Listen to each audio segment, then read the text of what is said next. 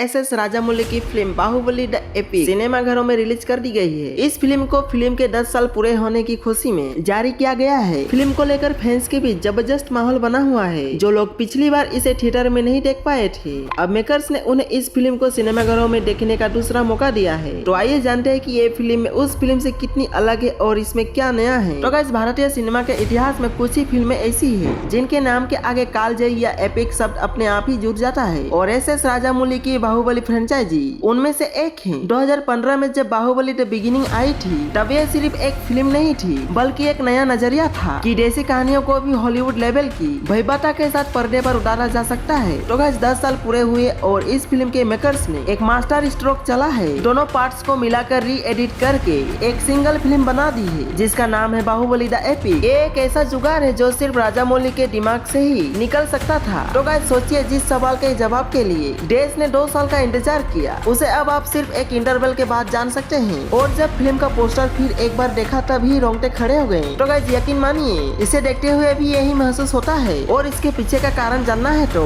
आपको ये रिव्यू पूरा देखना होगा। तो गाइस, राजामौली ने दोनों फिल्मों को एक करने का फैसला तो गजब का लिया, लेकिन इस चक्कर में फिल्म की लंबाई कम नहीं हुई है। री एडिटिंग के बावजूद इसकी टोटल रन टाइम 3.25 घंटे के आसपास है। अगर आप इंटरवल का टाइम भी जोड़ ले तो थिएटर में आपको 4 घंटे की सीट बेल्ट कसनी पड़ेगी, और आप इसे फिल्म नहीं बल्कि एक सिनेमैटिक महागाथा कह सकते हैं। तो गाइस, आखिर फिल्म कैसी है, चलिए जानते हैं। तो गाइस, फिल्म की कहानी तो हम सभी को पता है, तो इसीलिए सीधे फिल्म के बारे में बात करते हैं, ना किसी बकचोदी करते हुए। फिल्म को तेजी से आगे बढ़ाने के लिए मेकर्स ने बिगिनिंग वाले हिस्से में कई सीन्स पर कैंची चलाई है। ये एडिटिंग इतनी क्रिप्स है कि कई जगह तो फील होता है कि कहानी तोड़ रही है, खासकर पहले हाफ में, लेकिन इससे कुछ पीछे छूट रहा है। ये वाली फीलिंग नहीं आती। शिबुडू और अवंतिका का जो रोमांस पहले एक बड़ा हिस्सा लेता था, उसे अब लगभग किनारे कर दिया गया है। तमन्ना के फैंस शायद थोड़ा निराश हो सकते हैं क्योंकि उनकी लव स्टोरी को एक वॉइस ओवर के जरिए निपटा दिया गया है। मानो मेकर्स ने कहा हो कि चलो भाई, बहुत हुआ, इस बीच अब सीधे मायासमती का राज देखेंगे। दूसरे हाफ में जो कंक्लूजन वाला हिस्सा है, वहाँ भी कट्स लगे हैं ताकि कहानी तेजी से अपने क्लाइमेक्स तक पहुँचे। लेकिन एडिटिंग के इस सर्जिकल स्ट्राइक का फायदा यह हुआ कि फिल्म में कहीं भी अनचाहा फैलाव महसूस नहीं होता। पूरी कहानी बिना ब्रेक लिए एक ही धुन में आगे बढ़ती है, और यही इसे एक एपिक वाला फील देता है। इस फिल्म की असली जीत इसकी भव्यता है। 10 साल बाद भी जब आप मायासमती की दुनिया बड़े पर्दे पर देखते हैं, तो वो देखकर आप दंग रह जाते हैं। राजामौली का विजन, उनका स्केल और जिस तरह से उन्होंने कल्पना को हकीकत में उतारा है, वो आज भी भारतीय सिनेमा के लिए एक बेंचमार्क है। एग्जाम्पल के तौर पर वो सीन याद कीजिए जब प्रभास डहारता है अमरेंद्र बाहुबली यानी मैं। तो गाइस, यकीन मानिए, 10 साल बाद भी थिएटर में वही माहौल बनता है। सीटियां बजती है, लोग चिल्लाते हैं, और जब राजमाता शिवगामी बच्चे को हाथ में उठाकर कहती है या फिर अपने पति को हाथ दिखाकर उनका कहना